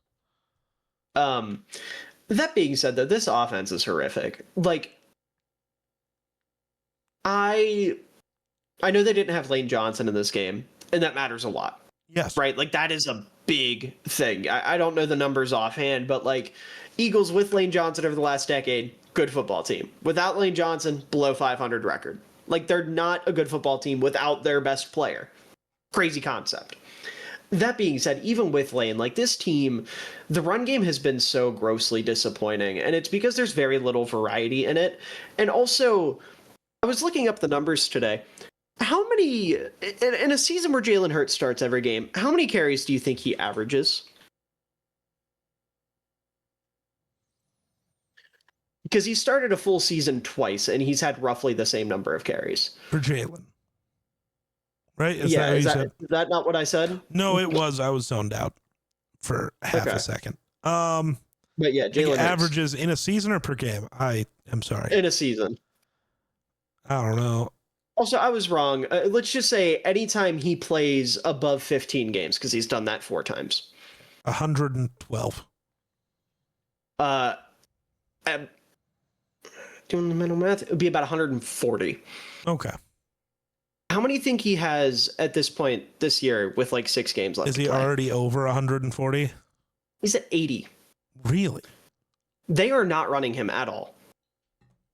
Like, the designed runs for Jalen Hurts have been cut like into thirds. Like, it has been a lot of his carries have been scrambles. They're not letting him run the ball at all.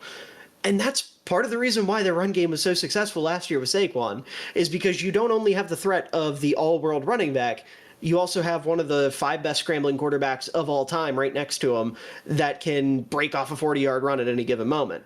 They're not giving Hurts the opportunity to do that, so teams are able to take advantage of that and just key in on Saquon. And then you force the Eagles to throw the ball. Kevin Patullo doesn't know what he's doing when he forces when the Eagles are forced to throw the ball. This is the first game where they've had any passing production. And like you said, clearly there was some issues with that behind the scenes. So you get into this game where the Eagles go up very early. They have a couple lucky breaks bounce their way, literally, like the really bad fumble by Kevontae Turpin where he just straight up drops the football and the Eagles fall on it. They have a couple things go their way. They go up big. And instead of keeping their foot on the gas, like you would expect a team to do that goes up big early, they go, all right, go ahead, Saquon. Put this one away, man. No Lane Johnson, no threat of Jalen Hurts running the ball. Have fun, Saquon. You got this, man. So the Cowboys, who now have Quinnen Williams, who is an incredible run defender, also have DeMarvion Overshown back, who is a really good run defender. They say, okay, we're going to key in on the run. And they keep forcing the Eagles to punt. They keep getting the ball back, and they tried multiple times in this game, even once they started to come back, to let the Eagles take over again, right? There were a couple bad drives, a couple of, missed opportunities, but the Cowboys end up winning this one because Kevin Patullo played like a fucking pussy and ran away with his tail between his legs. There is nothing I hate more than a conservative coach. Nothing. I have seen the worst of it. The man who coaches Dallas's defense is the worst example I've seen of it. Matt Eberflus was a horribly conservative coach. I hated every second of it.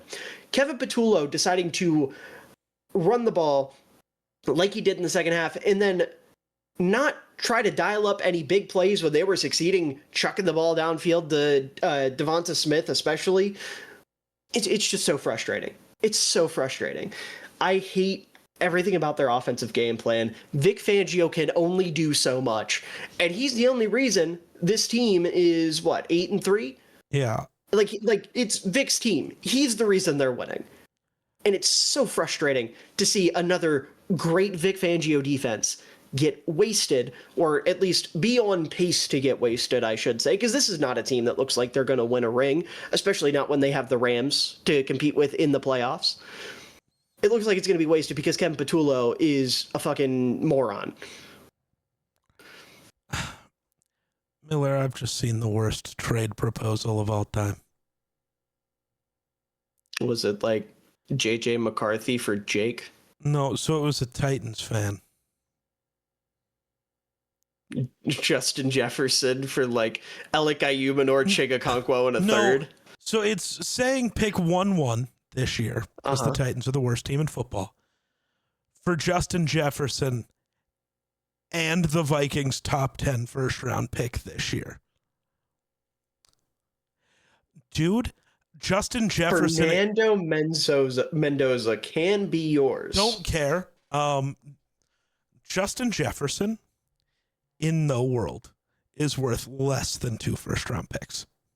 You send nothing with him. Sauce got traded for 2 firsts. He's definitely worth 2 firsts. Justin Jefferson is one of the 4 most valuable. He's one of the 2 most valuable non-quarterbacks in the sport. Maybe 3 if we really want to have the Fred Warner debate. We can. I don't care. But you know what I mean.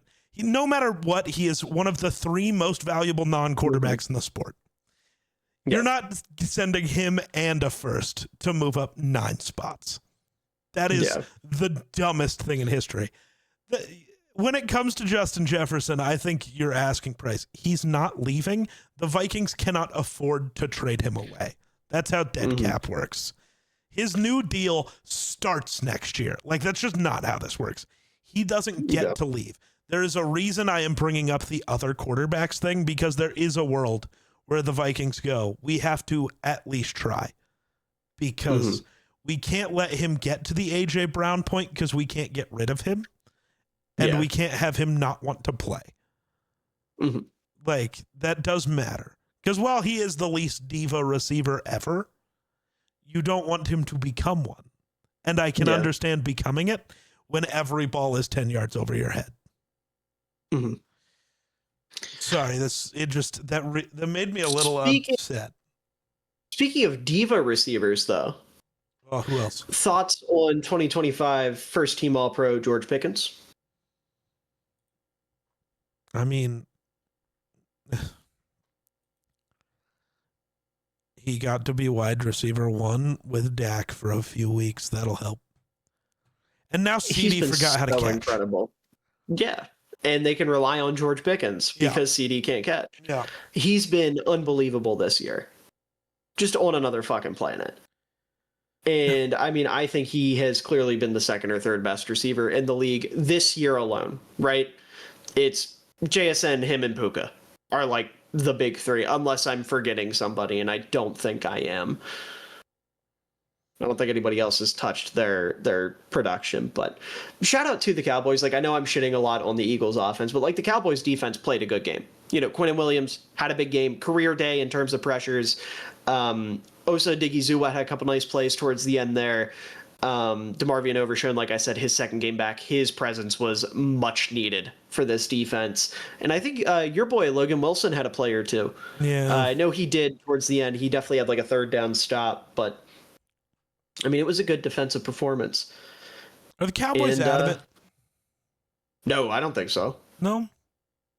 I don't think so. They're only 2 games behind Philly. 2.5 because of the tie. I was going to say, they're in a weird spot because of the tie. But, I don't know. The NFC is so weird, dude. Because technically the Cowboys are still behind the Panthers. Yeah. But, if we look at the playoff picture for the NFC right now, right? They're a ways out. Where is it? What? They're a ways out. I don't think it's all... They're, crazy out, are they? They're at 10 right now. And they are a game and a half out of the wild card. Are they? Yeah, San Francisco's at 8-4. Right. And we'll have a bye. So they're 3 wins back, but only 1 loss back. It's weird. Yeah. And you look at the rest of their schedule, if I'm not mistaken, it's not too crazy. They've got the Chiefs tomorrow, Thursday, Thanksgiving game. That'll be big, right? If they can beat the Chiefs, which it's in Dallas, then that'll mean a lot. You got Detroit. I think that's winnable. You got Minnesota. I definitely think that's winnable. No offense. We'll see. What if Max Brosmer is him? Maybe. I would hope Max Brosmer isn't still starting in December, but... We'll see. What happens when Brosmer goes out there and puts up 500 yards and 5 touchdowns on Seattle? Right. Chargers game is winnable. Commanders game is winnable. Giants game is winnable. Sure. If they can win out, there's a world. Sure. And I honestly I would almost bet on it. I really like what they're doing right now. Their defense is getting hot at the right time. Their offense has been super productive. It's just a matter of time. We'll have to see how it goes, but I like Dallas going forward. One team I don't like going forward, though, at least for this season, is the Atlanta Falcons, who did end up beating the New Orleans Saints. Listen, I'm not putting my chips on Kirk Cousins, man. I'm not. I refuse. No, but funniest outcome is Kirk Cousins takes them to the playoffs. I got burnt by this man once. I'm not doing it again. I mean, I know who I'm rooting for to win the division. Teddy's about to take over as the starter of a football team, dog. Yeah. Lead them to the promised land, God damn it. I am an honorary Bucs fan, and no one can be mad at me about that. I will say, though, funny that Darnell Mooney has his best game of the season with Kirk Cousins at quarterback. I wonder who he likes more between Darnell Mooney and KJ Osborne. I do want to know. I think we need to get an interview with Kirk Cousins because we want one question answered. I was going to say that's all we need.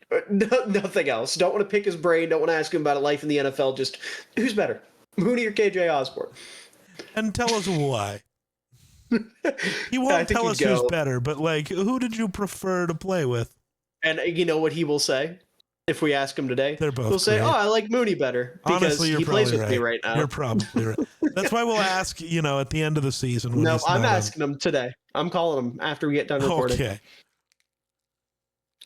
Okay. Is there really anything to talk about with this game, man? Like, no. How you feeling about Shuck? I mean, I'm still a Shucker, man. I'm a Shucker through and through. I don't know. 30 of 43 with 243. And, that's a ball stat thrown line to the other team. Hey, those don't count. Well, they only count for my quarterback. It was Xavier Watts, who's my guy. Did you see Teddy getting... I'm skipping ahead. I don't care anymore. Did you see Teddy getting bullied for his one play in the Rams game? He was scrambling out, couldn't get there, knew he was about to get sacked, so he tried to throw it, started getting hit, so he underhand chucks it to try to get it out of bounds. And it lands in front of a Rams defender, and they were like, this was almost the worst pick of all time. And I was like, bro was just trying to throw the ball away, man. Calm down. I'm going to be so real. I stopped watching this game at halftime. I didn't get to see much of the second half. So the only thing I saw from the second half was Teddy trying to scramble and getting shoelace sacked by Kobe Turner. Happens. Yeah. No, and I'm not bringing that up to shit on Teddy. No, I'm just saying, that's all I know. Also, there's only so much I can expect out of a backup quarterback coming into a game down 30. Especially against the Rams, man. Right? It's like, we've got 2 quarters and we're down 30. It's fine. I will care how Teddy performs next week. That is such a crazy stat line. Emeka Egbuka, 3 receptions for 32 yards. But his longest reception was 32 yards. Yeah. That being said, though, what a night it was to be a man named Kobe, because you have Kobe Turner with 2 sacks and Kobe Durant with pick 6. Big time for the Rams defense. Also, I'd just like to say, and Kobe Emmanuel Forbes with a pick. Emmanuel Forbes also. This Rams defense is so good, they're making Emmanuel Forbes look like a good NFL corner. Maybe it's insane. But no, I was going to say, my favorite part about this Rams team, other than the fact that they are a complete football team with no real flaws, is the fact that their starting 3 technique can hit the high notes in the defying gravity riff, which I don't know if that means anything to you. Have you ever heard of the musical Wicked? You know how they're doing the movie for it? So there's a really... one of the popular songs from it is called Defying Gravity, right? And it's the Wicked Witch of the West, the first time she flies, I'm pretty sure. I haven't seen Wicked in a long time, so I don't remember if that's the exact timing, but that's roughly the sentiment. And there's a really difficult riff in it, and Kobe Turner hits that shit flawlessly. Also, before this game, before he left to get on the plane to go to this game, he uploaded a TikTok of himself playing the Sunday Night Football theme on the piano, and then had 2 sacks. If that isn't aura, I don't know what is. He's my favorite player. I love Kobe Turner so much. My favorite player on the Rams, at I was least. gonna say I know what aura is, but just not in NFL terms anymore. He just, dude. There's my favorite a thing is still this. Sorry, please go with your thing, and I will say mine. I was just gonna say, like, to finish my point, there is a like genuine theater kid at heart on the Rams, and he's really fucking good. He is going to single-handedly save the reputation of theater kids, at least in the Los Angeles area. But anyways, your point. No, my favorite. I think the aura thing still is this whole Justin Jefferson thing with him, with everybody being like, oh, he's falling off, he's having a down year, and it's the worst quarterback ever in the history of football. He's 8th in receiving yards. He is. Yeah. So this awesome. whole idea where it's now like, oh, maybe he's fallen off and isn't one. You can't even kind of think that. You just legally can't. With the quarterback who can't throw for 200 yards, he's still in the top 10? Nah, dude. Yeah. Ugh. Speaking of receivers with surprising stat lines, though, did you see the stat going into this game where it was like Tay had 8 touchdowns that accumulated 15 total yards? But that makes sense. It was just one of the funnier stat lines I've seen. Like, we know he's one of the best red zone threats ever. Yeah. Like, point blank, period. And this game was no exception. He had 2 in this one. One of them was a bit longer than the 1 to 2 yards he'd been having. It was like a 20-yard reception. But he had a big game. Stafford looked incredible. Again, we've said it a couple times. MVP of the league. Easily. But, I mean, is there a flaw to this Rams team? Is there, like, at this current moment, like, obviously they might lose a guy to retirement, free agency, whatever, but at this current moment, going into the playoffs, is there a position group that you can, like, full on say is an issue for this Rams team? My brain still wants to say their O-line, but that's just because I haven't watched them enough, and my brain is still really remembering their old, last year's O-line. Last year when everyone was hurt, yeah. Now that they're all healthy, and they had a lot of young guys, right? Like Bo Limmer, Steve Avila. Now that they've gotten to mesh and play together and get some experience, I mean, they've been really good. I haven't thought they're off. Stafford got sacked 1 time in this game. Okay. Like, they have a really good offensive line. Defensive line, obviously, might be the best in the sport. Definitely up there if we're taking the whole unit. Linebacker core hasn't been an issue. Nate Landman has been huge for them, and I really like some of the depth pieces they have there. Corner room, they're making it work. Safeties have been great. Receiver room is great. Sure, they don't have the most explosive run game in the world, but like Kyron Williams is at least semi-efficient. He gets the job done. Tight ends have been effective. Like, kicker, maybe? I know they've had some kicker issues, but now they got Harrison Mevis, the thicker kicker. That's what they call him, right? Yeah. Yeah. Like, they're kind of cooking with gas, man. Like, I didn't know he was 245. That's crazy. That is a thick kicker. But no, the Rams are great. And as for Tampa, like, I'm a little concerned now that Baker's hurt, obviously. I don't want to shit on your boy Teddy too much, but like, Carolina's right there. They are a game behind. Nah, see, because the Bucks are about to... Do you remember, what was Drew Brees' final year? Was it that year? Hold on. Let me get my years right. Interesting. Okay. Time is a construct. Sure. Some may say that. They do. They say that. No. So 2019. We've seen this version of Teddy exist before. Oh yeah, when he went on that run for... And now, will this team make the playoffs? They're winning every game Teddy starts. Must start Teddy to save the season is the best quarterback who's ever played football. It's just accurate. Now, this has only ever happened for 5 games, but we're getting another game this week. They will win. It is legally required. Speaking of things that are legally required, sure.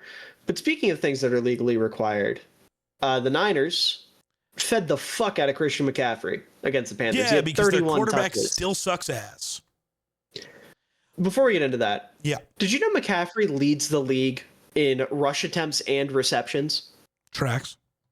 Not just receptions by receivers or by running backs, by everybody. Tracks. He is one ahead of Trey McBride. Well, because I saw that yesterday, and it tracks, but it still blew my mind because that's like he's back at it. Well, the 49ers have no weapons, and Brock Purdy's a war criminal. I'm sorry, how dumb can you be? And I mean this very particularly. Hold on, McCaffrey's already over 1,500 scrimmage yards on the season. Okay. That means dude, that's not that crazy. impressive. How is it not? Miller. 1,500 scrimmage yards. Uh-huh.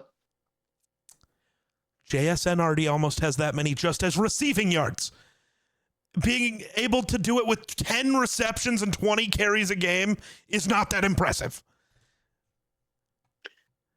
I understand that. He's going to finish with like 2,100 total, which is really good, but it's not even going to be his best year. But it is going to be the most wear and tear he's ever put on his body because it's so inefficient, because there's nothing good about this 49ers team, and I don't know how they're winning games. I don't get it. CMC goes out here and averages 3 yards a carry, and that means they win game. I don't understand. Kyle Juszczyk. Sure. It must be because it's not Brock Purdy, because he looks at the Panthers defense, says, that guy wearing number 8 is their only good player. Let me throw at him a couple times. Are you stupid? Yes, actually, don't answer that. You have no arm strength, you can't run, and you're stupid. He did a little trolling against Carolina for sure. This was a very bad game. This is how he looks all year. What was frustrating? Put Mac Jones back in. What was frustrating is you look at the plays he was making, like the turnovers, especially, right? And I look at both J.C. Horn interceptions, and I thought the process was fine. The problem is, especially the one in the end zone. The process made sense. He tried to layer it over the defender. The problem was he tried to do it late. The problem was he tried to do it way too late. That's my point. Well, and also, just the idea of him throwing on the run. You don't have any arm strength, and you're not a creator. Stop pretending you're Mahomes. You are, at best, Jared Goff with the worst arm. Stop. Just stop. And that's my point. Like, the decision was bad. But the problem is he read it correctly. Sure. Right? And that's what I'm saying is the problem. Purdy is still Purdy. It's just for some reason he decided against Carolina in particular. He actually didn't want to make a single good decision. Was bad. No, I know he passed up Kittle. I saw directly in front of him for the first down. Like, you can't. But again, when he sees the receiver, it was a Jennings, whoever it was. When he sees him in the end zone at first, it's a good decision. It's a touchdown.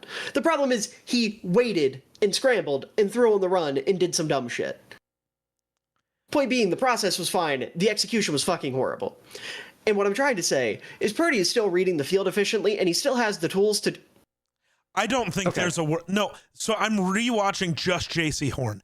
I don't think there's an angle he could have thrown that from where he doesn't get picked. J.C. Horn's in perfect coverage, I think. All right. Let me double check here. Please do. Because I remember vividly this throw not being good, but the process being like, okay, sure, I get it. Like, maybe, but it looks like J.C. Horn is just stride for stride perfect. No matter how he does this, J.C. Horn's just going to turn and jump and pick it. Because why are you testing J.C. Horn? There were 5 interceptions during this game, bro. Yeah, dude. I do want to see this other pick, though. Okay, so the one I'm talking about wasn't to J.C. Horn. Oh, I thought it was. It was the one to Mike Jackson. The one I'm talking about, Pearsall has a step and the safety's coming down. He's one-on-one coverage. And Purdy clearly sees it, but he has Derek Brown coming up behind him. And so he has to get rid of Derek Brown. And instead of setting his feet, he continues to decide to try to throw this weird jump pass thing. And it was a terrible decision. So that was my fault. I miscommunicated. But Pearsall had... The one Gotcha. I'm talking about was good I process. was thinking, The problem is there's the no execution world is where terrible. you can tell me any of this is good process. This is ugly as So, shit. But I see. Let me see these J.C. Horn ones, because I remember the first one was Okay. just bad. He completely missed his receiver. I was gonna say The second one. The second one's in the end zone. I think. Okay, the second one I remember them talking about on the broadcast. J.C. Horn baited the fuck out of him. Because traditionally, Collinsworth was talking about this, or not Collinsworth, Aikman. Yeah. Aikman was talking about this. With the way the coverage was being shown, the way the Carolina Panthers run this coverage traditionally, Horn is supposed to carry a receiver on the left side of the field. Purdy had already made the decision to throw this ball when there was nobody there, thinking that there was not going to be a corner coming from the complete opposite side of the field. So he locks in, and by the time he's rearing to throw this ball, Horn is cutting across the field and ends up making up ground. And I think Aikman just got it. Again, unless we're just talking about the wrong interception. The one I'm talking about the second one he threw. I don't know which one that was. I'm talking about do you have NFL Pro pulled up? Or are you watching Twitter? I was actively looking at a Twitter clip. But this is very clearly it was just one-on-one Pearsall and JC Horn. And I'm sorry, you never consider that throw. You do not. Nope. It's the pick in the end zone. Oh, no, that wasn't the one to JC Horn. JC Horn got two of them. Yeah, he did. There was one in the first quarter where he overthrows Juwan Jennings in the middle of the field. And then the second one is J.C. Horn coming across the field at the 40. The one in the end zone is the one I was talking about. That's to Mike Jackson. That's number 2 that picks the ball off. Yeah. That's the one to Ricky Pearsall. And that's the one I was talking about where the process would have made sense had he not been trying to escape from pressure or not been pressured and then deciding to throw this ball on the run for no reason. I totally thought that was J.C. Horn. Yeah. Pearsall's supposed to be cutting across the back of the end zone once he gets into the end zone, and I understand the thought process there. The problem is he throws it from a terrible base on the run with terrible mechanics. Everything about the execution of the play is bad. The process My problem was fine. is I think you also have to know yourself as a quarterback, and I don't think he can make that throw from a perfect base with that coverage. I absolutely think he can. Yeah, but you actually think he can make a throw, which he doesn't prove to me ever. Every time I watch him try things. But this isn't like a throw with insane difficulty. Most NFL quarterbacks can make that throw. It's what, a 20-yard throw? It's not. Right, it's but a 30-yard Pearsall's throw. not open. No, Listen, maybe he was more earlier. When Purdy's releasing this ball, Pearsall has a step. He's open. I'm watching this from the end zone angle from the all 22, and he has a step. I need this so I can see what you are seeing. I feel bad disagree, but I don't. I feel bad for the people watching this because Nobody they made have it no this idea far what we're in. looking at. Nobody made it this far. That's just rude. I know what our you take no attention pride looks in this like. podcast. Well, if anyone else did, maybe I would. Okay. That was aggressive. I'm sorry. No, when Purdy goes to throw this ball, where is this Pearsall game? has a step with 15 yards in front of him, dude. Where's this game? There's no way. Pearsall has a step here. This is a good read. There because I can't find this fucking game. I hate this website. I've been having problems with it all week. Ass. Okay, I'm sorry. Where are you? And I'm so sorry. But yeah, no, if the guard doesn't get beat off the snap immediately by Derek Brown, if Purdy's able to make this from a clean pocket, this is a touchdown every time. The problem is he steps into the throw or is throwing on the run for no fucking reason. And instead of throwing it like a football, he throws it like a baseball almost with a weird angle with his arm, and it ends up falling short. But Purdy can make that throw. I'm fully convinced Purdy can make that throw. I finally have things working, so. The first one, it was just the first one to J.C. Horn. The one in the first quarter was objectively horrible. I'm not going to try to defend this one. I do see where his head was at, though. It's a bad read, but I could at least see what he's trying to do. Never mind, there's a safety coming down on that. Purdy, you're a fucking moron for that one. I'm not going to try. To play devil's I guess he does have a step. I guess. Again, the difference here is you think Purdy has the arm of a toddler, and I think he can make an NFL throw. Well, when he constantly doesn't make the NFL throws. If he would just show me a few more times ever, I don't know. I am Brock Purdy's biggest hater. I do understand this. Yeah. But like, I get that there's a step, but also you are on the run pretending you're Josh Allen. Know your limits, yeah, please. no, again, and I wasn't saying it was like Purdy's not at fault here. No, that's fair. Also, I want to say, right. Pearsall does have a step. And again, it made more sense in my head. If that was JC Horn, I don't care that he thinks he has a step. It's JC Horn. In my head, that was the other thing. That's different. Try it. And the second JC Horn interception, the Panthers are in a cover 3. Horn's supposed to be guarding the left boundary, and Kittle ends up running an in-breaker, so there's nothing going to the left side of the field. So JC Horn just says, fuck it, ults across the field, and ends up jumping an in-breaker that was wide open. That's just an incredible play by JC Horn. Though, I do want to say, while you're right, it is just an incredible play. Can we talk about how bad the throw actually was, though? Because Pearsall has to stop and try to fall backwards to hope he gets it, and then Horn jumps him. It's like, how do you miss again, I'm being nitpicky, but like, I'm not blaming him as much for the interception. That is purely just great play by JC Horn. But also, I think it's an incompletion if JC Horn's not there, and that's ridiculous. I don't think it's incompletion. I think Pearsall's coming down with that. Maybe. There's meat left on the bone for sure. Yeah. But like, that's still a 20-yard completion. Sure. It's just JC Horn's a fucking freak. Yes. And I mean, that's really the takeaway from this game. Yes. Is JC Horn is a fucking freak.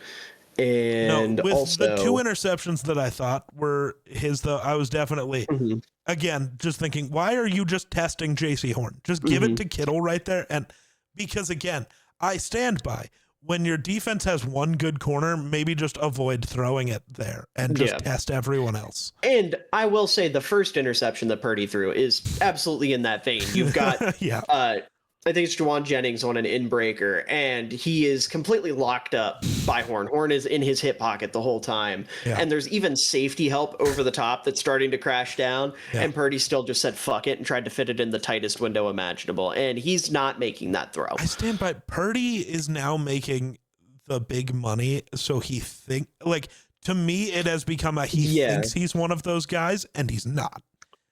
And I want to make it clear, when I was a fan of Purdy, it wasn't when he thought he was big shit. It was when he was executing, right? Like when he was an efficient quarterback. Yeah. This season, I have been, like, when he's actually played, and I know that hasn't been a whole lot, but like, he is headhunting, and he shouldn't be doing that. No. He's not a headhunting quarterback. He's not Josh. He's not Mahomes. He's not one of these guys. He's just good in structure, and he needs to do that. And I really hope Kyle Shanahan this week grabs him by the face mask and screams at him to the point where like his skin falls off, like in a cartoon when someone gets yelled at by someone with a very loud mouth. Like it was bad. It was real bad. That being said, though, it's 2:30 in the morning for me.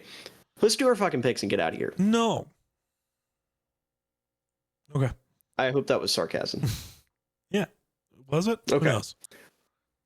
All right. 1:00. Packers, Lions. All right, Thanksgiving. Eventually this will load so I can make a pick. I am rooting for the asteroid, but I'm gonna take the Lions. They're gonna get their get back. All right, I'm gonna game it a little bit. I'm gonna go with the Packers. That's fun. Chiefs Cowboys at 4:30. Bro's gonna end up gaming it again, but I'm gonna take the Chiefs. I was also gonna take the Chiefs. Bengals Ravens. I think Ravens sweep. I was going to say, give me Ayo Lamar. Pretty evident. This one, I don't think we're going to agree, as we got the Bears Eagles on Black Friday. No, give me the Eagles. I'm obviously going to be taking the Bears. I'm also still rooting for the asteroid, but whatever. Crazy. Getting to our Sunday slate, Saints Dolphins at 1 p.m. Shit versus ass. As Caleb tried to tell me earlier today, the Dolphins are on a bit of a hot streak, so give me the Dolphins. You know what? I'll ride the Caleb high. I'm with it. Fuck it. Big game this week. We were talking about earlier. Colts Texans. I feel like we're also going to agree on this one. Give me the Texans. Yeah, I'm with the Texans as well. Falcons Jets. because I want the bit to be really funny, give me the Falcons. I'm also going to go with the Falcons because I think their defense is great and they've got a lot of really good weapons. 49ers, Browns. My thing with that, real quick, is I just think Cuzzo leading the Falcons, at least near the playoffs, is the funniest possible outcome. So I'm rooting for chaos. Oh my God, what if it gets him sent back to Minnesota? It won't. What team are we? What game? 49ers, Browns. Oh, give me the Niners. I agree. Rams, Panthers. The Rams by about 60, which means it'll be a weirdly close game. I concur. Jaguars, Titans. Give me the Jags. Agreed. Cardinals, Buccaneers. Give me Teddy Two Gloves. I'm also going to go with the Bucks. Vikings, Seahawks at 4:00. I want to pick Brosmer so bad, but give me the Darnold revenge game. Though, yeah. I do think if there's another defense that can put him in the torture chamber the way the Rams do, it is Dallas Turner last game got 5 snaps, had 4 pressures and a sack.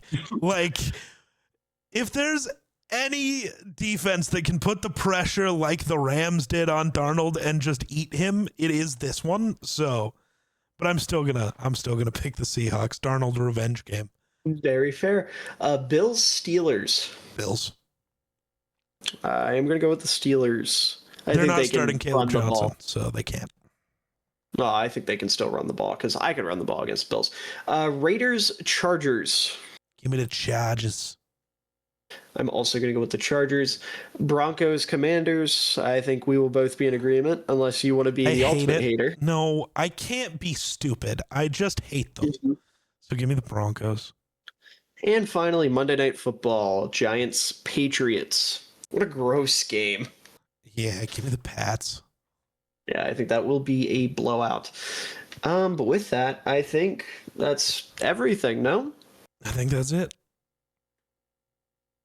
Is it, though? I was hoping you forgot, because I don't have the brain capacity to... I promise, this is something this should not take you long. Is it like a Tylenol? Oh, no, I wish. My head's hurting. You know some Excedrin? I got this bottle of unlabeled pills. I promise it's Excedrin. I don't trust that. You're in Denver, dude. I can't take anything from you. Yeah, that's fair. No, I think it... Yeah, unimportant. Is it something, I don't know, movie related? Movie related? Yeah. No. Something from a movie, something from a TV show? No. Some football. Is it a dice? No, but you're closer. That's close. These pills have an E on them. It's very obviously Excedrin. That's e-fentanyl, actually, the new... And you could have just went with an actual drug and said ecstasy, but all right. No, because that would be too on brand. Not on brand enough. I was gonna say that would be too on the nose and not on brand. Is it something football related? No. You were close with dice. I'm giving you that because I want to go. Something D&D related. Is it like a miniature? Yeah. Is it like a Dino? Yeah. This is a little guy. You broke him. You lost his hat. His arm broke off. Oh no! You lost his fuck ass arm. Oh my god, no. I'm actually so mad. Oh my god. All right. Do the fucking thing. I gotta do the fucking thing. This was the podcast. You know what to do. Like, comment, subscribe, rate, and review on Spotify and all that.